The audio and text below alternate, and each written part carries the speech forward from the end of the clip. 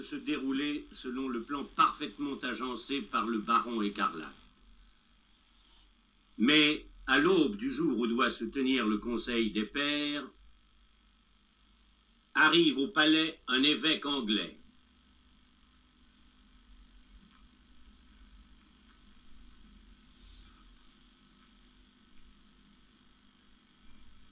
Je viens ici porter parole pour le roi d'Angleterre, duc de Guyenne. Au nom de mon maître, j'ai à déclarer que la plus proche parente du feu roi Charles de France est la reine Isabelle, sa sœur, et que la régence de ce fait doit à elle revenir. Si la couronne infâme pouvait aller, ce ne serait point à votre reine, messire évêque, mais à nul autre qu'à Jeanne la Petite. Et la régence à exercer devrait l'être par son époux, que voici, monseigneur d'Évreux, ou par son oncle, qui est à mon côté, le duc Eudes.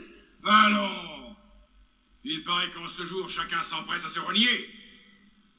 Je vois Madame Mao, ma bien-aimée tante, toute prête à reconnaître à Jeanne de Navarre les droits précisément qu'elle lui conteste naguère. Je vois le noble évêque d'Angleterre se réclamer des actes d'un roi qu'il s'est occupé à déchasser du trône pour faiblesse, incurie et trahison. Voyons, messieurs Orleton, on ne peut refaire une loi à chaque occasion de l'appliquer, ni au gré de chaque parti. Nous aimons et respectons Madame Isabelle, notre parente, que nous sommes quelques-uns ici à avoir aidé et servi. Mais sa requête est irrecevable.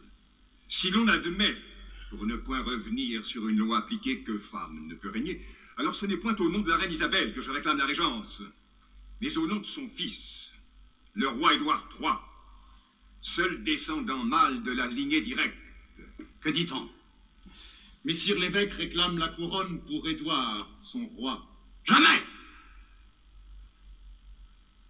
Jamais France ne sera à l'endroit. Allons, Bretagne. Allons, Blois. Allons, Nevers. Allons, Bourgogne. Vous acceptez d'attendre cela? Nous avons un roi à porter en terre. Le 6e de ceux que j'aurais vu passer de mon vivant. Tous ont dû lever leur hoste contre l'Angleterre. Qui commande à la France doit être du sang de France. Et qu'on en finisse avec ces sornettes qui feraient rire mon cheval.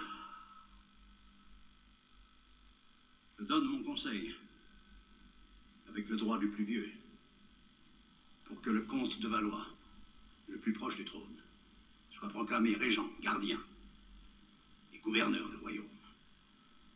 Il a bien dit. Il a bien dit.